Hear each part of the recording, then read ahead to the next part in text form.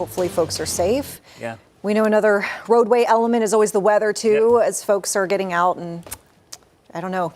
Yeah. Hopefully you're not driving overnight, but I Yeah, know the some good people news could is be. weather's been great this week. Yeah. It's just been kind of topsy-turvy. If you came into town with, closed for the first part of the week, you're probably going to be a little disappointed with the second half because it gets a lot colder, and we're going right from, I would call it early fall to straight up winter here in the next 24 hours. That's happening tonight. So Thanksgiving, much colder. Temperatures in the mid 50s, but sunny skies. That's the key part.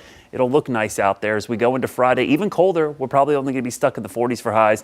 And then the weekend, some increasing clouds as a storm system approaches from the west. Showed you earlier Beach Mountain, Sugar Mountain making snow as well. This is a sign of the cold air moving in. When you see the snow guns on in the mountains, that means they're making snow. They're going to try to get some slopes open this weekend. The good news is this time when it gets cold, it's going to stick around, unlike our cold snap a couple weeks ago. So big changes today. 72 in Charlotte tomorrow.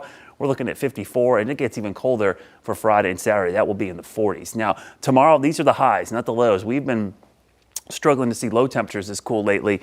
In the mountains, 30s, 40s across the foothills, Piedmont, and down into the upstate, temperatures get a little closer to low 50s. Those futurecast temperatures show the cold air moving in tonight into tomorrow, but watch what happens Friday. It gets even colder, 20s in the morning. This will be the coldest morning we've seen so far. So a couple nights below freezing, afternoon highs in the 40s. This will be the longest stretch of cold weather we've seen so far this season, as we've had such a warm autumn. It's like finally things are starting to flip back the other direction. So in the next 7 days, looking at high temperatures, at least all below average. I mean, tomorrow might be the warmest day we see in the next 7 days in the mid 50s. The rest of these are in the upper 40s. Part of this is because of cold air, but also we're going to see some increasing clouds by Sunday into Monday. High pressure is in control through Saturday, but you see this large storm system taking shape to the west. The wintry weather stays north, but some of that rain's going to move in here, and we're going to see a very cold rain setup next week. Seasonably cool, but the storm track's still uncertain. Depending on the track, we could see a whole bunch of rain or just a little bit of rain, and maybe even some wintry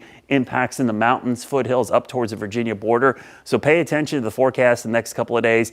The impacts right now look to be a cold rain primarily. We'll take the rain. We desperately need it. We're still in the drought, but the cold conditions are sticking around. We're in the battleground here between the cold air north, the warm air south, right over the Carolinas. Could be a toss-up here as we get into the 6 to 10 day period. But your 7-day forecast from the Jerry Hunt Super Center shows those 40s sticking around. Once they get here on Friday, we might be stuck in the 40s through most of next week until we see a little turnaround, maybe a week from today as temperatures get back into the 50s. The good news here in all this is there's a couple of chances of rain, one this weekend, one on Tuesday, and maybe again next weekend. So maybe finally the pattern is turning a little wetter to get us out of these drought conditions. Yeah, that would be good. All right, Brad, thank you.